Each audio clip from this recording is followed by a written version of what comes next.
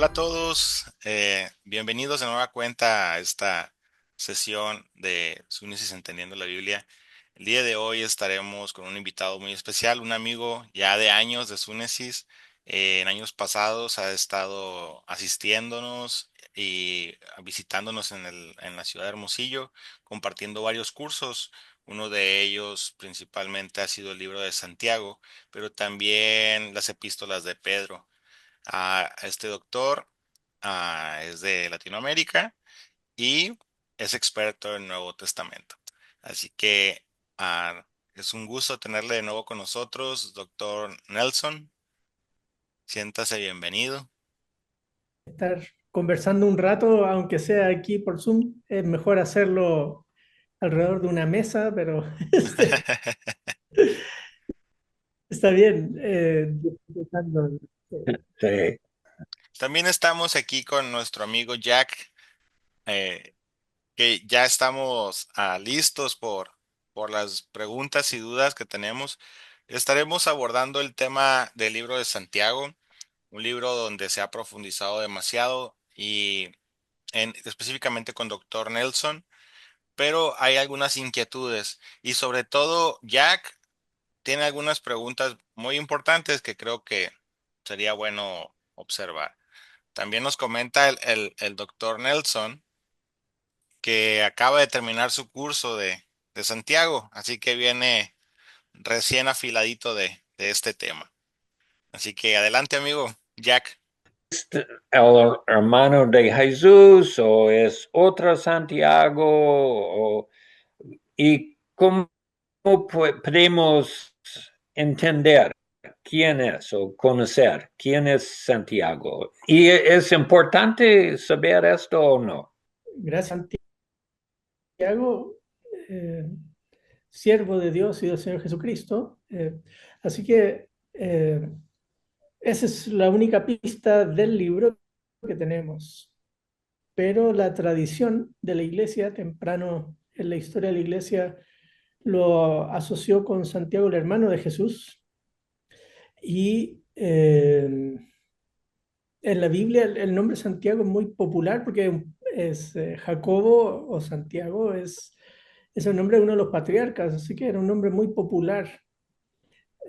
En los círculos de Jesús hay como unos cuatro o cinco Santiagos y pues algunos se van descartando por su poca mención y al fin queda en la lista comparado Santiago, el hermano de Juan, Jacobo, el hermano de Juan, y Santiago, el hermano de Jesús, Jacobo, el hermano de Jesús.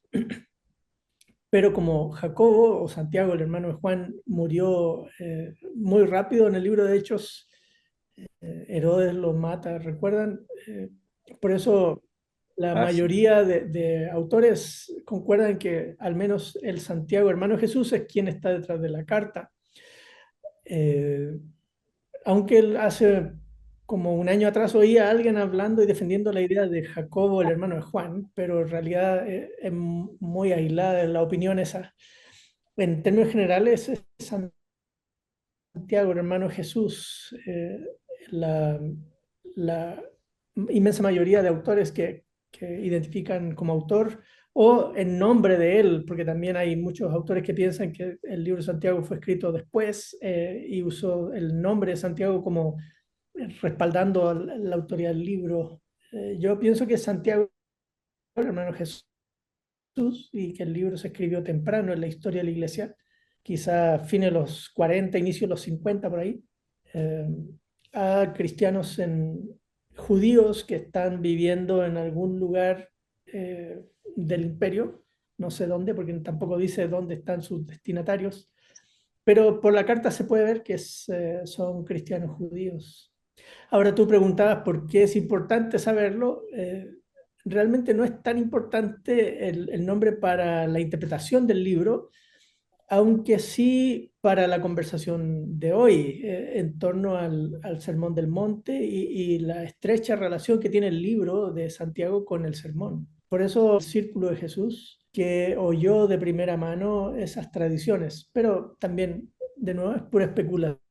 Así que por ahí va el asunto. Es escrito a los judíos. ¿Qué es la primera gente que leyeron este libro? ¿Qué están pasando en su vida? Si uno se imagina, luego de la muerte de Esteban ahí en Jerusalén, muchos de ellos tuvieron que salir huyendo por otras razones a distintas regiones. Habían estado por cuestiones de la fiesta de Pascua, de Pentecostés, vuelven a sus lugares de origen, pero habiendo sido transformados por el poder del Evangelio. Ahora son creyentes en Jesús, pero son judíos que vuelven, no sabemos. Yo especulo que podría ser en alguna comunidad judía como Antioquía, por ejemplo, que era un lugar enorme de judíos hacia el norte de Israel. Pero podría estar en cualquier otro lado realmente, porque no se nos dice. Ahora, por el tipo de manuscritos que circularon tarde en esa región, es posible que venga de esa región y no de Roma, por ejemplo, que era otro lugar donde había una comunidad judío grande o una comunidad de judíos más grande todavía, como la de Alejandría, que podría ser otro lugar. Realmente no sabemos mucho, pero sí en el libro, por ejemplo, se nos cuenta en el capítulo 2 cuando Santiago va a criticarlo, él pone el ejemplo de que ellos se reúnen en la sinagoga y cuando se reúnen en la sinagoga entra alguien a la sinagoga. Entonces eso nos hace pensar de comunidades de judíos temprano en la historia de la iglesia, ¿cierto?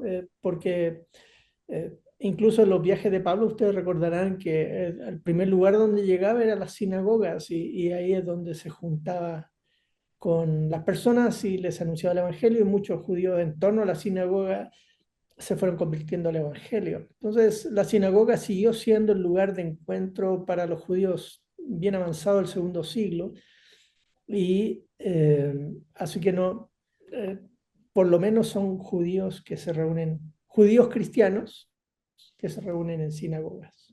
Claro. O sea, más allá de eso no sabemos. Por ejemplo, en el libro se menciona problemas de los trabajadores que no han recibido sus salarios. No sé cuántos de la Sí. comunidad de judíos estaban sufriendo eso. Se menciona judíos creyentes pobres, por ejemplo, en el capítulo 2 dice cuando un hermano o una hermana pobre llega ahí, ustedes no hacen nada por ayudarle. Así que refleja cierto contexto también agrícola, usa varias metáforas agrícolas en el libro que nos hace pensar que es una comunidad judía típica de esa época en una zona urbana con fuerte conexión agrícola. Más allá de eso, qué sé yo, si había persecución, si es que el imperio, cosas así, no hay nada en el libro que nos ayude a inferir ese tipo de asuntos. Ok. Y en el libro de Mateo es la Sermón de Monte y hay conexiones, yo puedo ver, no sé, es intencional o es por hay situaciones más similares entre los gente. Mateo están escribiendo y Santiago están escribiendo, pero el Sermón de Monte tiene mucho de decir sobre los pobres, como el libro de Santiago. ¿Hay una conexión o es intencional? Es mi pregunta. ¿Es intencional o no? Claro, quizá, bueno, les leo un texto que muy, quizá el más explícito del libro, en capítulo 5, dice 5:12, y sobre todo, hermanos, no juréis ni por el cielo, ni por la tierra, ni con ningún otro juramento, antes bien sea vuestro sí, sí, vuestro no, no, para que no caigáis bajo juicio. Son casi palabra por palabra Mateo 5, versículos 34 al 37. Ujú. Son muy cercanas las palabras, hasta en el mismo orden, los mismos tiempos verbales, o sea, eso por lo menos es intrigante, al menos, y nos hace pensar.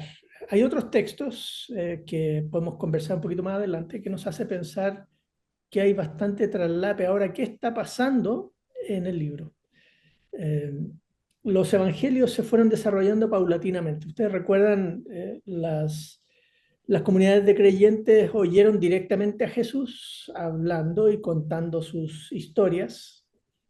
Luego de la partida del Señor a los cielos, los discípulos comienzan a contar esas historias entre ellos y se va divulgando las palabras de Jesús por todos lados. Pero al pasar los años, a medida que esa primera generación va muriendo, se va y registremos las palabras de Jesús. Así que hay un periodo donde las palabras de Jesús circulan y luego las palabras de Jesús empiezan a ser recopiladas y puestas por escrito, quizás Marcos como el primero, ¿no? En torno al año 60. Según mis cálculos, Santiago es antes que eso, así que las palabras de Santiago no vendrían de alguno de los evangelios propiamente, no vendrían de que, digamos, que Santiago en su devocional en la mañana leía Lucas o Mateo, ¿no? Esos libros ni siquiera existían, recién llegaron a escribirse en la década de los 70, 80, después, ¿no? Así que ¿de dónde viene esa similitud? ¿Cómo es que Santiago puede afirmar eso tan cerca de las palabras de Jesús ahí en el sermón? Es posible, recuerden, como les digo, esta fase de circulación de los dichos de Jesús está ahí y los creyentes las oyen y las repiten. Ahora, si es Santiago, el hermano de Jesús, el autor de la carta, como yo creo que es, no solo lo oyó por ahí, de haber oído muchas veces de primera mano a su hermano enseñando, aunque él no estuviera tan convencido de que él era el Mesías. Pero eso no quita que no lo oyó enseñando. Muchas veces. Y ahora, 20 años después o 15 años después, escribiendo la carta, esas palabras de él están en su mente, en su corazón. Ahora, algo que uno observa en Santiago es que Santiago usa tanto el Antiguo Testamento como las palabras de Jesús para construir su ética. Él es distinto a otros autores, por ejemplo, el apóstol Pablo dice, yo, Pablo, apóstol de Cristo Jesús, o en las cartas a los Corintios, en la segunda carta, sobre todo, él va a defender su autoridad como apóstol ante ellos, cosas así. Santiago no hace eso, no tiene necesidad de eso, porque no está siendo cuestionada su autoridad. Al contrario, por la carta da la sensación de que hay una situación totalmente fluida entre los creyentes recipientes de la carta y Santiago. Entonces, Santiago no necesita decir yo soy el apóstol y les digo esto porque el Señor me lo reveló. No, él construye su ética desde las palabras de Jesús y desde el Antiguo Testamento. Usa los dos ingredientes muy hilvanados uno con el otro para lanzar su ética. Y pues las palabras de Jesús resultan ser fundamentales, pero no porque leyó algo, sino porque están circulando las palabras de Jesús. Y si, como les digo, Santiago es el hermano del Señor Jesucristo, el autor de la carta, con más razón, ¿no? Él, por fácil, unos 15 años estuvo oyendo a su hermano, desde las conversaciones en la casa hasta después en el ministerio de Jesús. Y ahora él enseñando una y otra vez. Recuerden que Santiago, el hermano de Jesús, después que Pedro sale de Jerusalén, es el que asume la función del líder de la iglesia. De hecho, en Hechos 15 es él el que guía el concilio de Jerusalén. Santiago es el que manda la carta y envía a los emisarios proféticos a contar la resolución de la carta del concilio. Entonces, Santiago es alguien importante en la iglesia, es el sucesor directo de autoridad en Jerusalén y sus palabras son importantes, pero como les digo, en Santiago es lo que llama la atención, que Santiago nunca apela a ser autoridad él, sino que descansa en la autoridad de Jesús y sus palabras y en las de los profetas del Antiguo Testamento. Entonces, en Mateo hay una situación muy similar que están. Yo voy a empezar de nuevo. La gente en Mateo están escribiendo están enfrente de una situación muy similar de la gente que Santiago están escribiendo a. Hay similares en los gente que leyeron estas cartas. Puede ser un diferente de 15 años o algo así entre los dos libros, ¿no? Claro, bueno, debe haber bastantes similitudes porque Mateo pareciera ser que la audiencia de Mateo es una audiencia mayoritariamente judía o al menos muy familiarizada con el Antiguo Testamento. Porque en Mateo hay una insistencia permanente a mostrar a través del cumplimiento de las Escrituras que Jesús es el Mesías Ujú. y es el rey, ¿no? El rey davídico que viene a instaurar el reino de los cielos. Entonces, eh, el contexto de esta comunidad judía debe ser muy parecida, aunque poco después, ¿no? Y en otra zona del imperio, no sé en qué zona del imperio.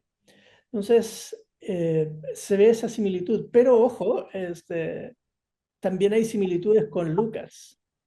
Y por eso en el mundo técnico se prefiere hablar de la fuente común entre Mateo y Lucas y no solo de Mateo como similitud.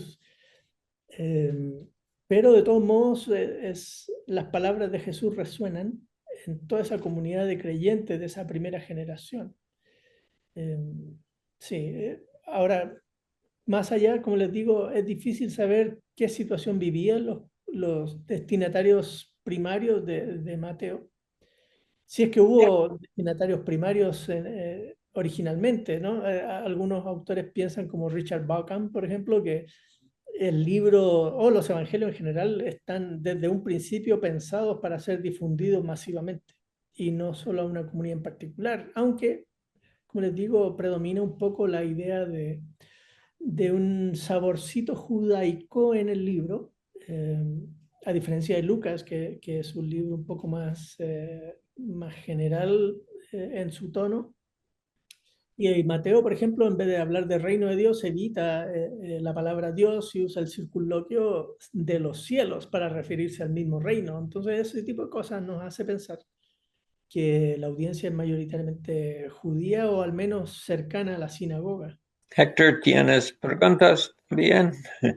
Sí, ahorita que hablábamos acerca, que hablaba el doctor Nelson acerca de Santiago y lo importante que se convirtió en la comunidad judía del primer siglo, viene a mi memoria que en los evangelios se menciona a un Santiago, al hermano de Jesús, que es la postura que presenta el hermano, que no, que estaba renuente, ¿no? Que estaba renuente en creer en Jesús, ah, que dudaba de sus capacidades. Es como el día de hoy si yo veo a mi hermano, a mi hermano mayor y veo que él se presenta o se proclama como el Mesías o como Dios encarnado, yo sí dudaría demasiado, ¿no?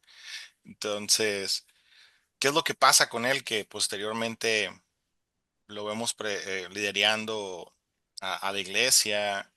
Y sobre todo algo muy interesante que pasaba en esta época, cuando alguien era proclamado Mesías y fallaba, era asesinado, el que tomaba la posición de, de, de este Mesías era su hermano, pero la actitud que mencionaba doctor Nelson de Santiago es diferente porque él nunca se autonombra a esta autoridad, ¿no? Sino que siempre contempla a que Cristo Jesús está presente. Entonces, mi pregunta prácticamente sería, ¿qué es lo que pasó en la vida de él? ¿Qué es lo que cambió de esta transición que nos presentan los evangelios en Mateo y Juan, que él negaba a Jesús en este sentido, o su autoridad, y ahora lo vemos en una situación diferente? Claro,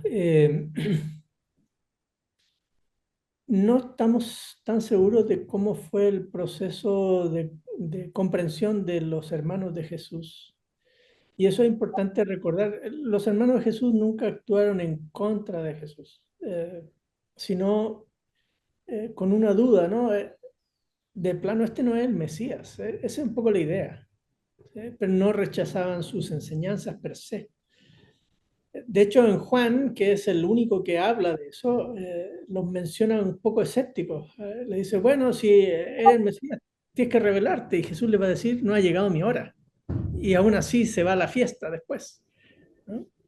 Es, y Juan dice porque no creían en él, pero creer en Juan es un poco distinto a creer en los otros evangelios, así que es un poco diferente ahí, porque de hecho hay gente que cree en Jesús que después lo deja y Jesús le dice a los discípulos, ¿ustedes también se van a ir? Y los discípulos dicen, no, pero si tú tienes palabras de vida, ¿no? Bueno, en Juan creer es un poco distinto el concepto. Pero lo que sí es cierto es que Pablo dice que Jesús se le apareció a Jacobo resucitado. Jesús resucitado se le aparece a su hermano. Y eso cambia las cosas. Cambia las cosas. En Hechos arranca el libro de Hechos con los discípulos María y sus hermanos en el aposento alto. O sea, ya en Hechos 1, Jacob es parte de la comunidad de creyentes. ¿Qué pasó entre crucifixión y estos 50 días? Ahí está, ¿no? Jesús es el eje importante ahí de cambio de Jacob. Jacob pasa a ser un escéptico, por lo menos, a ser alguien que cree en Jesús. Ahora, respecto a lo que tú mencionaste, no estoy tan seguro de que haya habido esta especie de sucesión mesiánica entre las personas que practicaron o se creían mesías, que hubo bastantes en la época de Jesús. Que yo recuerde, pues murió el fulano y murió el grupo de una vez. Incluso con Bar Kokhba, iniciando el segundo siglo, pasa la misma cosa. Muerto el líder, desaparece el grupo. De hecho, eso es lo que Gamaliel apela. Miren, dejemos a ver esta cosa, no va a ser que estemos luchando contra Dios, porque Jesús en sus términos había fallecido, entonces lo que pasaría entonces es que el grupo se disuelva, pero no pasa eso. Y sería una manera indirecta en Lucas narrando de afirmar que Jesús resucitó porque el movimiento siguió, ¿no?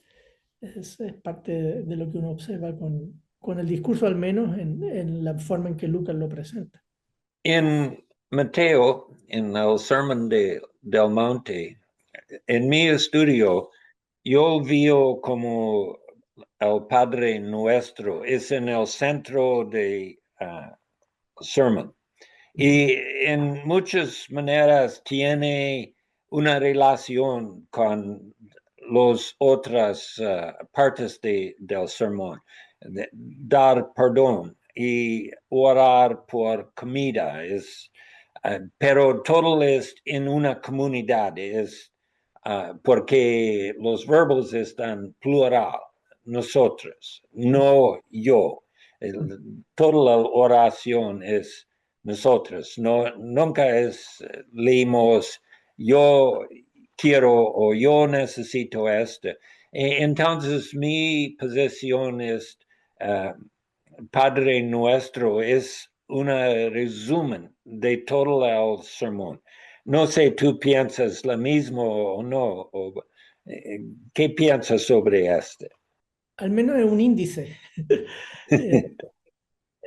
Sí, las bienaventuranzas también. El sermón arranca con las bienaventuranzas y las bienaventuranzas ciertas las bases sobre las cuales leer el resto del discurso, ¿no? Y están entrelazados los temas y luego la, la manera judía de expresar la adoración a Dios, la ofrenda, la oración, etcétera, vuelven hacia atrás en el tema. Ahora, el sermón, como tú sabes, es una colección ordenada por Mateo, ¿no? En Lucas aparecen en distinto orden, desperdigado en el libro, las mismas enseñanzas, eh, lo que parece indicar una construcción literaria, pero es una construcción literaria muy pensada, que es lo que tú estás planteando, ¿no? Con la oración al centro y como clave hermenéutica del resto del sermón. Y sí, yo estoy de acuerdo con eso. Es muy importante esa clave hermenéutica ahí, pero también las bienaventuranzas, que es con que arranca el sermón. Hay algo similar en el libro de Santiago que es un resumen de todo o es diferente. Es un poquito similar, de hecho, la estructura de pensamiento se ve ahí. Santiago, capítulo 1, versículos por ahí, por el versículo 2 hasta el 18 más o menos. Es como una especie de índice de lo que va a desarrollar en el resto del libro. Va a hablar ahí de pruebas, va a hablar de pobres y ricos, va a hablar del el rol de la ley, va a hablar del cuidado de los necesitados. Distintos temas se plantean en el índice que luego se desarrollan en el resto del libro. Así que en ese sentido es como aprender a leer el resto del libro con el capítulo 1 en mente ayuda a ver cómo Santiago está articulando sus ideas. Algo así parecido se puede pensar con el sermón y ver cómo en el Sermón del Monte hay temas unificadores que están volviendo al eje temático ahí como les digo, de las bienaventuranzas y el Padre Nuestro, para ver cómo se articula el resto del discurso en torno a esos dos ejes. Adelante, Héctor. Sí, vemos que el libro de Santiago tiene mucho que hablar acerca de la situación del trato entre hermanos, ¿verdad? La situación de clases sociales y todo esto. La pregunta es, ¿qué debemos poner atención de que nos habla y cómo y qué tan relevante es eso el día de hoy? Bueno, todo el libro de Santiago es relevante. Eh, una cosa que a mí me llama la atención porque no es tan recurrente en cualquier obra literaria que uno observa en las escrituras es que en Santiago son distinguibles tres audiencias en el libro. Muy fácilmente se pueden mirar las tres audiencias en términos socioeconómicos. Tenemos una audiencia que es quizá la principal de creyentes que no son ni ricos ni pobres, que es el grueso de la comunidad, pero hay unos pocos creyentes dentro de la comunidad que son más pobres todavía que este grueso de la comunidad. Y una pequeña porción que son mejor posicionados financieramente en la comunidad. No sé si llamarle rico al nivel de terratenientes o algo así, pero sí mejor posicionados.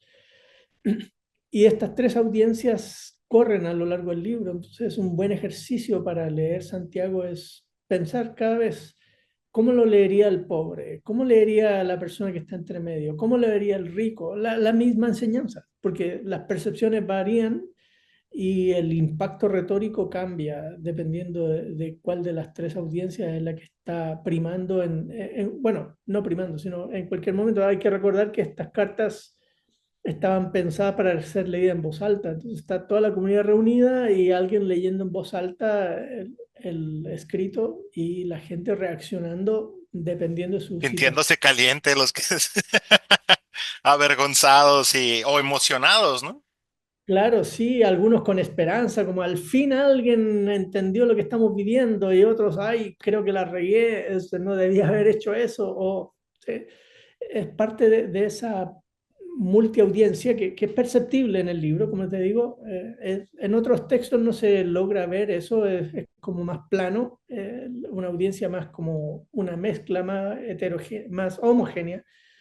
Eh, en cambio, en Santiago uno puede percibir estas tres audiencias que oyen simultáneamente toda la enseñanza. Entonces, por ahí ayuda a estar con ellas en mente al leer el libro.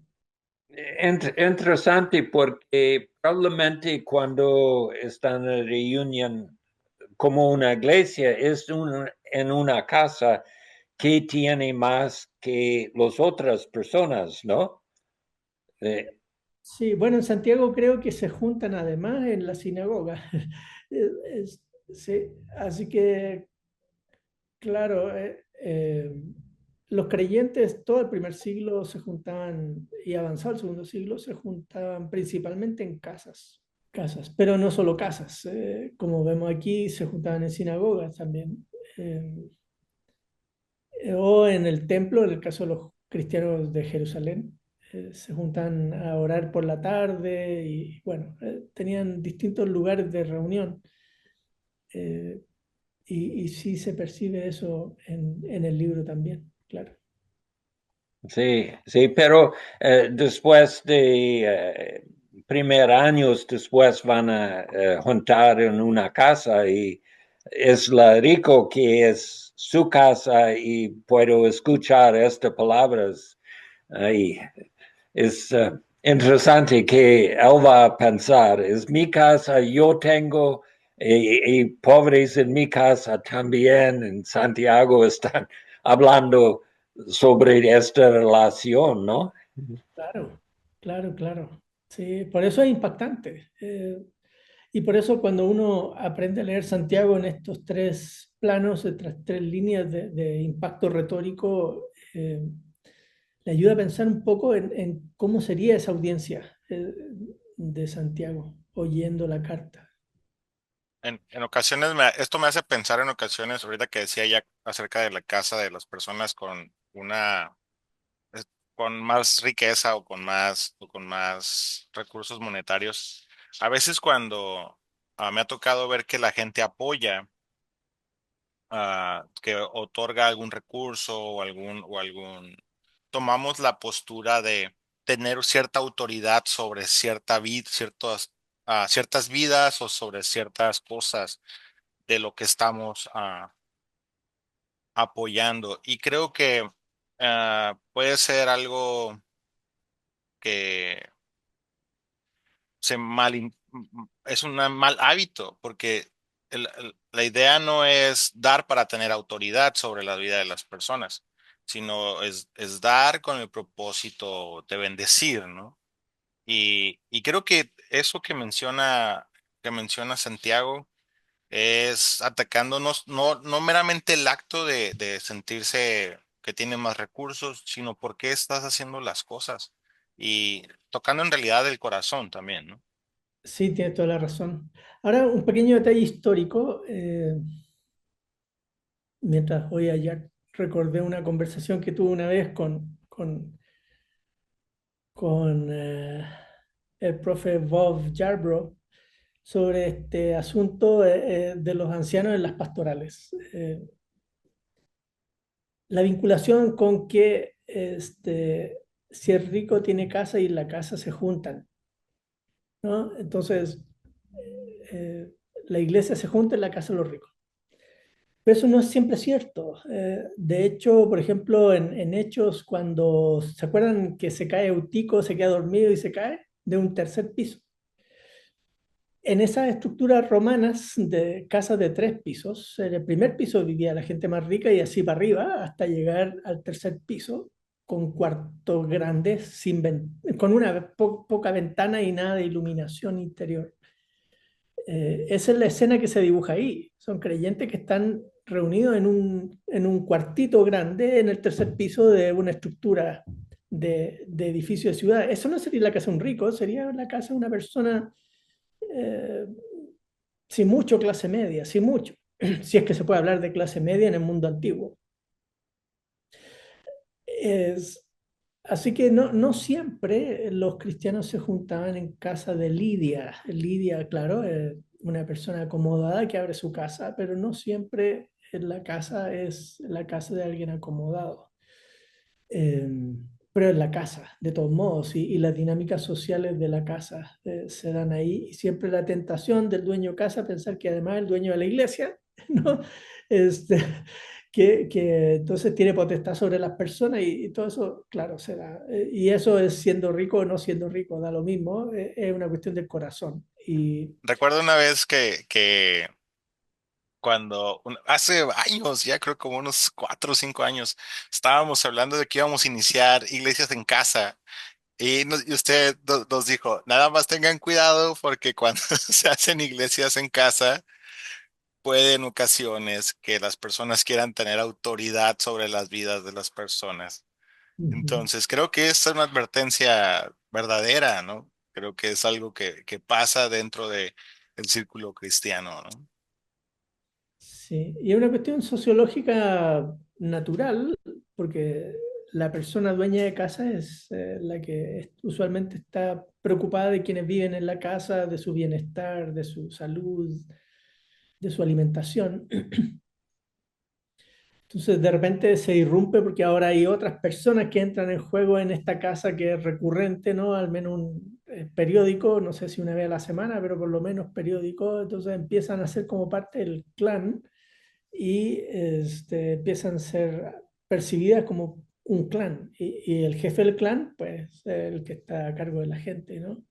Un poco de esa dinámica social se puede fácilmente difuminar en la manera en que los creyentes conciben el cuerpo de Cristo y terminan haciendo esos desbalances que por eso uno entiende tanta amonestación, tanto en Pedro como en Pablo, de cuidar esas comunidades. Gracias. Creo que es importante saber qué están pasando en la iglesia, cómo se juntan en todas estas dinámicas, porque dar una vista más claro qué están pasando en libros como sí, con los ricos y los pobres. Si están en una iglesia o sinagoga o el templo, pero juntos y estos dos grupos y no es tanto diferente en nosotras iglesias porque normalmente la gente pobre es en una iglesia, la gente que tiene más recursos es otra. Entonces, tenemos esta división en nuestra sociedad, ¿no? Si uno piensa en ciudades que son más pequeñas que las nuestras, la iglesia es la iglesia de la ciudad, ¿cierto? Es lo que uno observa en los autores del Nuevo Testamento cuando hablan de iglesia de la ciudad, no del barrio o de la colonia o de esta cuadra, de la ciudad. Y, y están esparcidos en distintos grupos pequeños en casa, si es que la comunidad creyente es muy grande. Pero sí es el tema de cómo los creyentes van aglomerándose y la distribución socioeconómica de los creyentes en tiempo del primer siglo no es tan diversa para empezar, son poquitos los cristianos acomodados y el grueso de los cristianos son gente de escasos recursos, en general en el primer siglo. Son muy poquitos los que tendrían una mejor posición económica. Quizás la distinción mayor sería entre los que son libres y los esclavos, que hay una mezcla de creyentes de ese estatus social en las comunidades, pero son comunidades muy heterogéneas, ¿no? No son comunidades homogéneas como se da lo que tú estabas mencionando, Jack, una iglesia de gente pobre, en parte es por la distribución tan grande de la ciudad, pensando en ciudades grandes hoy como Ciudad de México, por ejemplo. Son lugares donde hay mucha diversidad a través de toda la ciudad, pero en el primer siglo y las comunidades cristianas del primer siglo eran pequeñas y muy heterogéneas socialmente hablando. Entonces, ¿qué quieres decir a la iglesia de hoy que tiene mucha gente pobre, algunos con más recursos? ¿Cómo funcionar una iglesia hoy? Eh, ¿Qué quiere Santiago decir una iglesia que es una más mezcla? Pero normalmente la gente que tiene más recursos están enfrente en la iglesia, tiene más autoridad, son los líderes, ¿no? Normalmente, no todo, pero normalmente.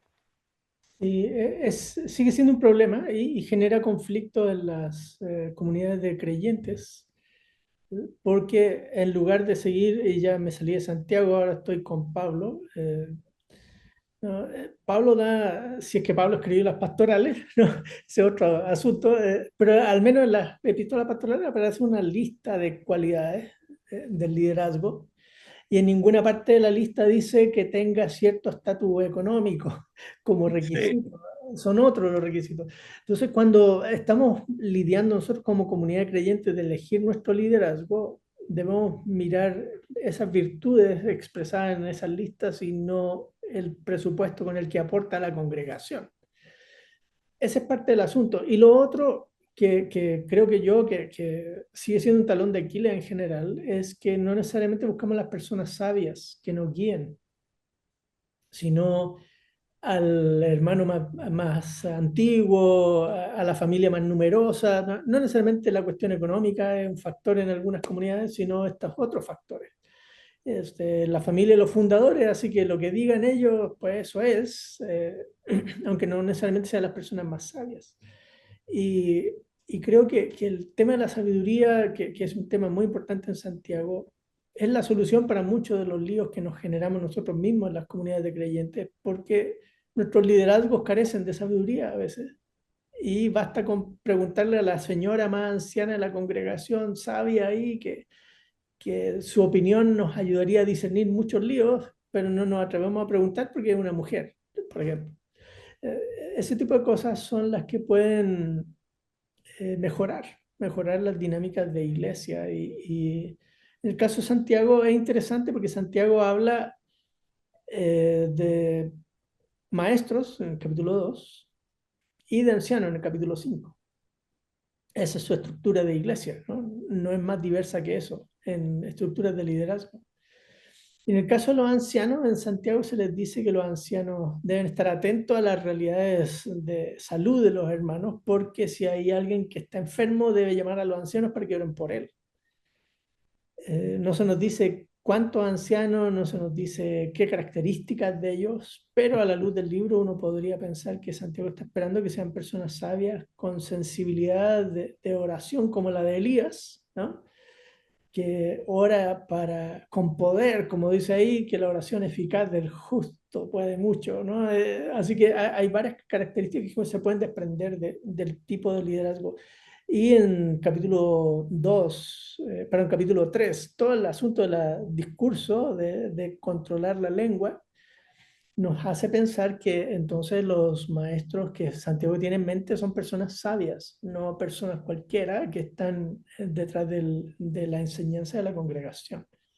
Y por ahí hay un poco de lo que podemos aprender de ellos y respecto de qué piensa Santiago del tipo de liderazgo que debiera primar en una iglesia. Creo que Santiago nos reta individualmente a buscar sabiduría, ah, y su recomendación de si alguien es falto de sabiduría, que la pida a Dios, ¿no? A la buena fuente de sabiduría, pero también a toda la comunidad de creyentes de, de cómo podemos ser fieles y en realidad continuar lo que Cristo está haciendo.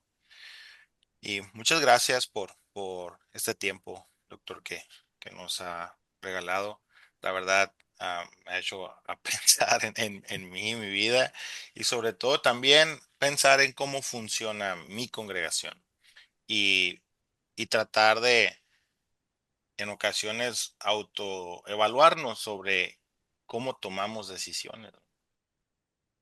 Si la, Gracias. to- si la tomo porque hay alguien que tiene más recursos, o si la tomo en realidad porque alguien le ha dado, Dios le ha dado los dones o talentos, o alguien que ha estado pidiendo esta sabiduría al Señor, ¿no? Entonces, muchas gracias por eso. Con gusto. Sí, Santiago nos desafía a cada paso. Así que gracias por esa pregunta porque me dirigieron. Sí.